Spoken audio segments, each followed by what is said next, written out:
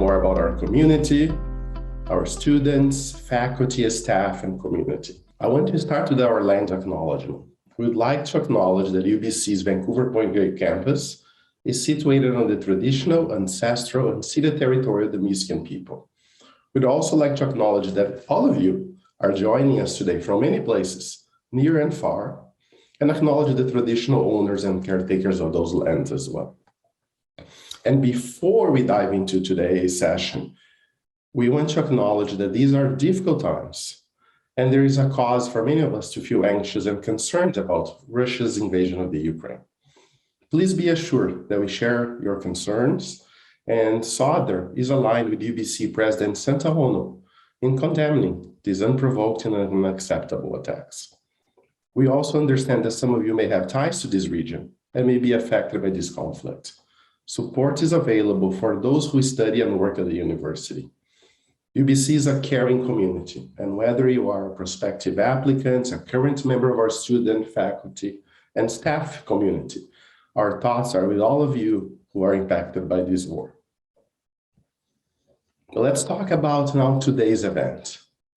In today's event, you have a great opportunity to experience what it is like to be a part of UBC SODER's very close-knit community, which includes our students, faculty, staff, and over 40,000 alumni spread in 92 plus countries. The sessions today will be 6. There will be sample lectures from our professors. There will be information sessions from the recruitment admissions team and global engagement learning as well. And all these sessions will be recorded and shared with you later. You have all received unique links in the email for each of the sessions earlier today, and we're going to be posting them as well, so you have access for the later sessions too. So stay tuned for the chat as you navigate through these various sessions that we have ready for you today. And now I have the privilege of introducing my colleague, former boss, and dear friend, Martina Valkovicova. Martina, there's so much to say about her. Martina was born in Slovakia, a small country in Europe, in a village of about 500 people. Her dream, since a young age, was to travel across the world. She wanted to study, live, and experience life across different cultures, and that she has. She lived in 3 continents and worked as well in Europe, Africa, and North America, and has been to almost, if not over 30 countries, if I'm not wrong. She also loves learning and has a master's degree in economics, as well as an MBA from UBC SODER. He speaks 4 languages fluently and currently is learning Korean. Martina, I don't know how you find the time. Martina is our assistant dean of the Harry B. Varshney Business Career Center at UBC SODER School of Business, where she leads a team of passionate individuals who help students discover their career aspirations and empowering them for their professional journeys ahead. Books and reading play a major part in Martina's life, and she's always aiming to get 100 and 150 read every year. Again, I'm not sure how she finds the time. When Martina is not reading, you can find her exploring Vancouver through long walks, writing poetry, meditating, or watching a lot of sports. And I know she likes cycling as well. She's really excited to speak with all of you today. So please join me in welcoming Martina for our session. Martina, over to you. Thank you, Rodrigo, and hello to everybody. And I have to say that I'm very excited to be here because about 12 years ago, 13 years ago now, I was in your shoes and I was choosing a program, a graduate program to go to, and I chose UBC, and I've never regretted that decision. But I can totally feel that some of you might be scared, some of you might be excited, some of you might be indecisive, and that's okay. And I'm hoping that maybe with this open day, we will convince you to come and join us at UBC SODER in whatever program you desire. So as Rodrigo mentioned, I am an MBA alum from SODER as well. And I love to talk about everything future work, job market, emotional intelligence, relationship building, and things that are related to it. And I will say that we can't really predict the job market or the future of work for more than 5 to 10 years from now. I think that things are moving is such a fast paced that it is really hard to predict what's going to happen. However, I do think that it is important to start this topic with the ecosystem that we are all living and working in right now. And the ecosystem is called the fourth industrial revolution. And it's quite complex. And some people might hear it also as the industry 4.0. So the terminology was actually coined by the World Economic Forum and its chairman, Charles Schwab. So what is this fourth industrial revolution characterized with, and why is it so important? It's because it's characterized by the range of new technologies that are fusing the physical, digital, and biological worlds. It is impacting all disciplines. It's impacting economies, it's impacting industries, and it's really even challenging the ideas of what does it mean to be a human being. It's so complex, and the transformation will be unlike with anything have seen before. And it has already started. The future of work is now. So when you just think about that 25 years ago, there was no Google, no Netflix, there were no podcasts or YouTube. And just 15 years ago, you could not get GPS on your phone. This is how fast the market and everything with it is moving. And also, there were jobs that, now we have jobs that did not exist 20 years ago. Who would have thought that we are going to have social media managers, coordinators, Uber drivers, or blockchain analysts? So these are some of the things that you are going to be experiencing. And I would dare to say that 5-10 years from now, you are going to be in jobs that we have not heard about yet. So it is moving at unprecedented pace. And I would like to say one thing, because AI plays a huge role in all of this. And I put down a number. I'm looking now in my notes right now. And what is expected by 2028 is that, for example, the AI market is going to be valued at $360 billion, where in 2020, it was valued at 47 billion. So you can just imagine how fast that market is growing. And it's not only AI that's influencing the trends and what's going to happen.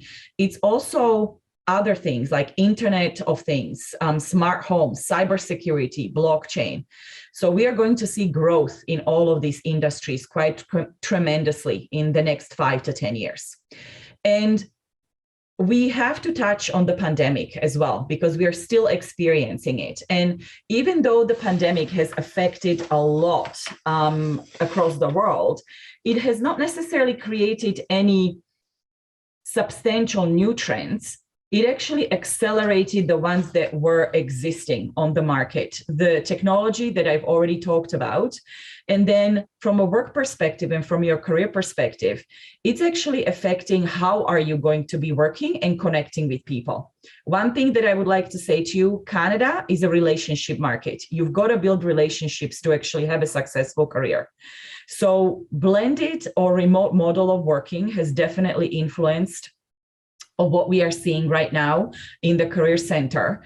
And you will need to adapt to being able to connect with people online, to build relationships online, and then also work online or in a blended model. And then when you're going to be future leaders and managers, that actually requires a lot of effort. So one of the opportunities this has created, what we've seen is that people who want to live in Vancouver and specifically in BC because they love it here, they come here for a certain lifestyle, they're now able to work in organizations across North America. We've seen a trend that number of American companies open their job opportunities to our Canadians. And also we see that people who live and previously worked in Vancouver now have opportunities open across Canada because number of jobs are now being fully remote. The other big trend that COVID accelerated is that employers are paying so much attention to mental health and well-being of their employees. And another trend that I would like to point out is sustainability and digital transformation. Based on the recent research from Accenture, only the organizations who are going to be investing in sustainability, and I mean sustainability not only from a perspective of global warming or climate change, but also from a perspective of purpose and being an organization with purpose. And those ones who are investing in digital transformation are 2.5 times more likely to be successful in the future, or, in the next 5 years. So when we are talking about what jobs and what careers are going to be available, we do have to talk about that all occupations are not actually created equal. So there are some jobs that are at risk. And if we look at, as Rodrigo mentioned, I'm a huge reader. There is an interesting book called Rise of Robots by the futurist Martin Ford. And he actually says that the jobs that are repetitive, routine, and predictable are at most risk for completely disappearing. And we have already seen that, for example, cleaning, berry picking, we've got a cleaning robot you will see at UBC Sauder if you come and join our school. So, but the jobs that are service-oriented, creative, and highly technical are going to be the ones that will desire a lot of new talent and people to join them. So let's touch on that a little bit. Service-oriented, those are not just the jobs like being a nurse or a social worker. These are jobs, for example, my job, taking care of students and their career, or the jobs that are on the academic side of the RHL house, or every job that's about product management, customer success. Creative, everything that's leadership and management come to the creative jobs, or anything that's strategy. Highly technical, for those who are interested in MBAN program, these are all of the data scientists, analysts, data analysts, all of those jobs that are highly technical, engineering as well, of course, are part of this group. And so what are some of the specific skills that the employers are looking for? So let's talk about that a little bit. So most desired skills are still critical thinking and problem solving. There was actually a research with one of our career organizations that was looking at thousands of students during their internships and how they are rating themselves in their critical thinking and problem solving, and how the employers are rating them in critical thinking and problem solving. And the interesting thing was that the employers rated the students as this is the weakest portion of their skills, where the students actually rated themselves that this is the highest. So this is still something that the employers are looking for. And when it comes to problem solving, they're not only looking for problem solving, but complex problem solving, because the world is becoming a more and more complex ecosystem. The skills that were trending before pandemic, and they will remain, and they're taking a very prominent place, are what I call social emotional skills. But you might have heard about them as soft skills. And I would like to say that there is absolutely nothing soft about them. These are actually very hard to master. And among them is EQ, communication, which is extremely important and always has been among the top 5 skills that the employers were communicating, and our own employers as well. Teamwork. There is going to be also digital literacy, ability to analyze and interpret data. Whatever job you're going to go into, you will have to have some of these basic skills. So I would like to point out actually the EQ, which is becoming really, really visible out there, the emotional intelligence. And we were the first school who actually brought emotional intelligence development and emotional intelligence assessments to all of our students. And our employers absolutely love it. So I hope that some of you will experience that. And then what are some of the skills that increased during the pandemic? Flexibility, adaptability, and especially I would like to point out the lifelong learning. You will have to learn for the rest of your life. And actually another report from World Economic Forum says that now and going forward, we are all going to experience about 101 days learning on your job every year. So I put out 3 numbers in here in my presentation, but I'm going to come back to them a little bit later. So what I would like to point out is that Business Development Bank of Canada is currently saying that 64% of Canadian businesses say labor shortages are limiting their growth. And it's true. I'm seeing it from the career perspective. Every employer right now is telling me that they're having a hard time recruiting people.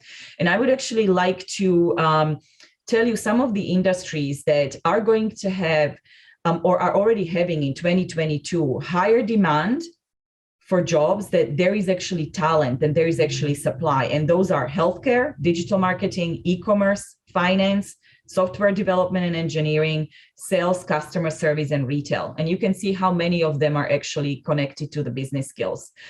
And during pandemic, actually in those, from about 2020 to about end of 2021, we've seen 89% increase of sales and marketing roles. So many of our students want to stay in BC because they come here for a reason and they want to stay here. So we see every year about 70 to 80% of our graduate students stay here, about 50% work in rest of Canada, and about 5% go out globally.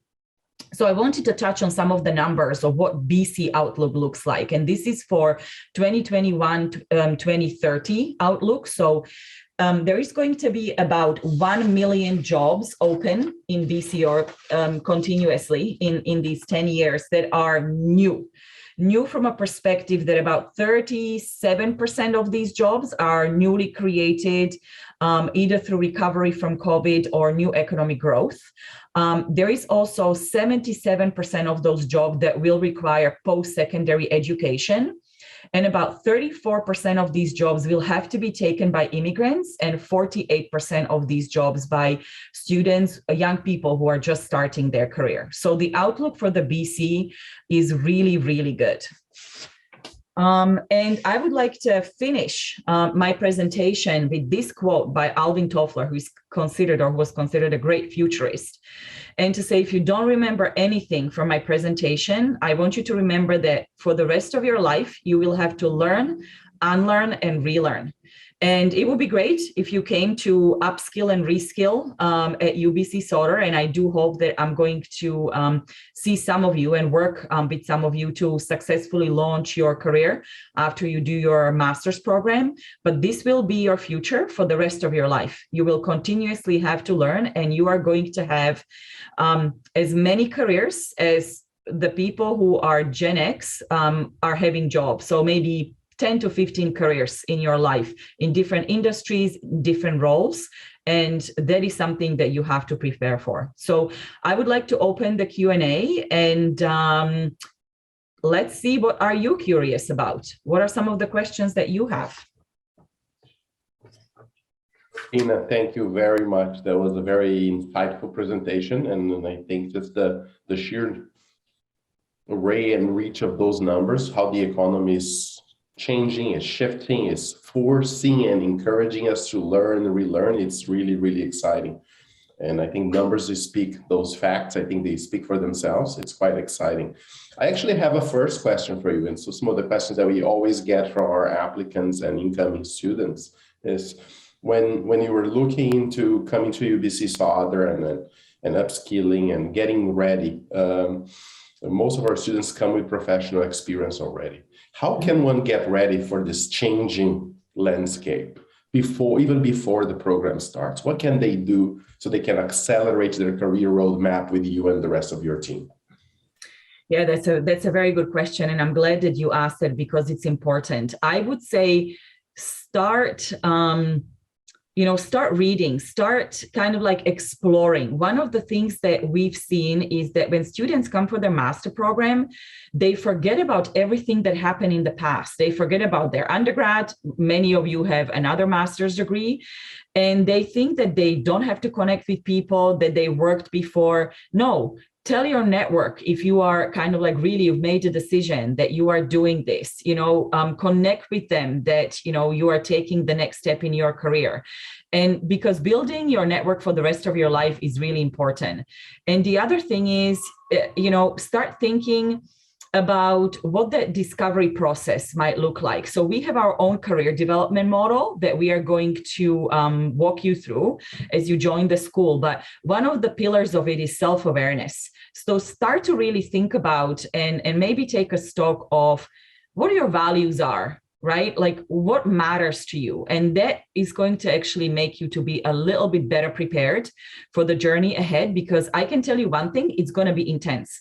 The master programs at UBC Sauder, that is the number one complaint that I'm hearing from students, that it is a very intense learning. And it is, I've been through it myself. So you really need to kind of like be prepared for that. And especially important piece is the growth mindset. I think I saw a question in that Q&A in there. And if none of you have ever heard of Carol Dweck and her book Mindset, I highly recommend that you read it before you join the master program. Great. That's great, Martina. And I think you picked on one of those questions. I was curious as well what you're currently reading. So thank you for sharing that. And I'm grateful to see the questions popping up. What are you guys curious about? What are you people curious about? Let us know. One of the questions that caught my attention, Tina, is around, and you spoke to that recently. What was your favorite class? I want to touch on that as an MBA student. What did you like the most? What question challenged you the most? Class questions. What class challenged you the most? Yeah, that's, oh my gosh, yeah, that was a long time ago, but I will say, I love the creativity class. We actually had a creativity class. It was, I think that our class was the pilot with Professor Darren Dahl.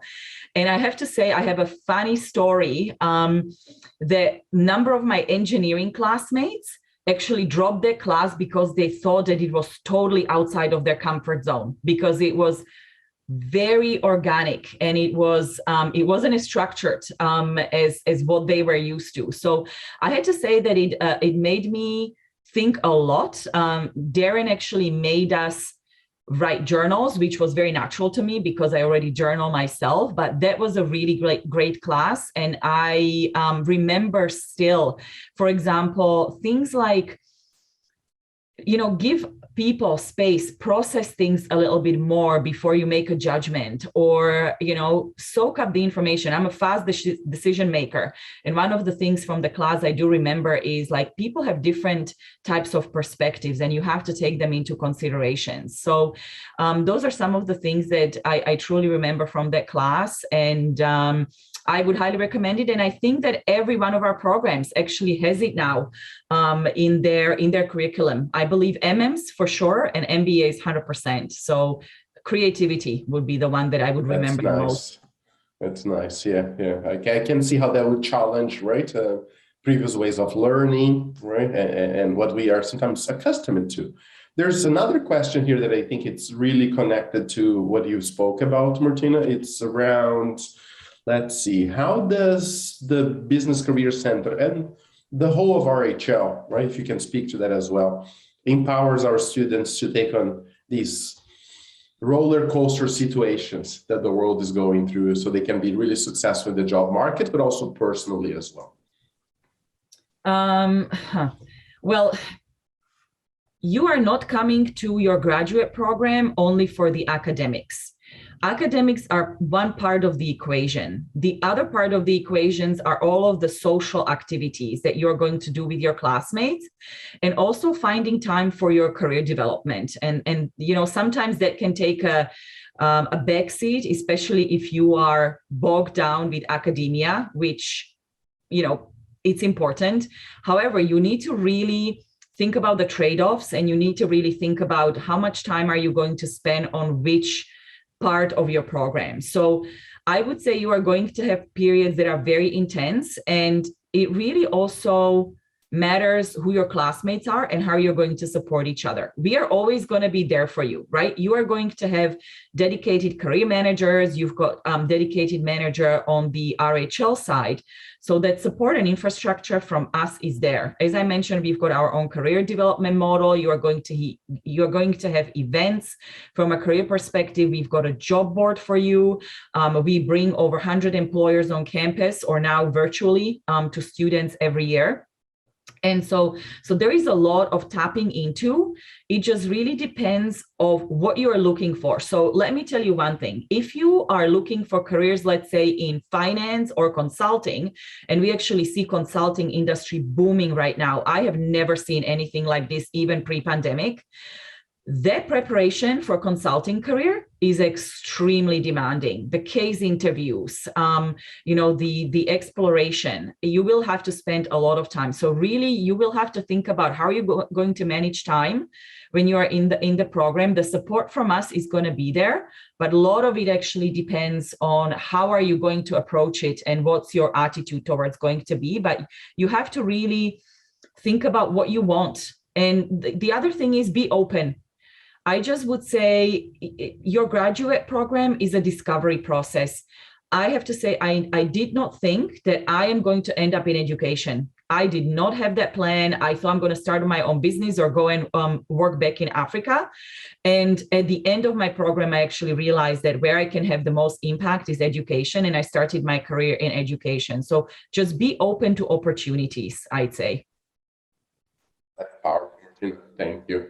Thank you. And I think we could always stay here for another 30 minutes, just asking you questions and discussing and learning about the future of work, what drives us, what keeps us curious, right? There's quite a few takeaways today, right? Learn, relearn, lean in the community that you have around you. So those, I am hopeful it's our key takeaways for all of you who are working towards finishing your applications to our graduate programs. We have a third deadline coming up shortly. I thank you very much, Martina, for taking time. It's a beautiful day in Vancouver, for spending time with us here today in North Vancouver as well. We really appreciate it. And thank you so much. I hope you get to enjoy the rest of your day. And to everyone who's joining us from near and afar, we have a next session starting now. My colleague Jessica has just put the link in the chat box as well, and I hope we see you throughout the day today. Thank you very much. Have a good day, everybody. Enjoy the lectures.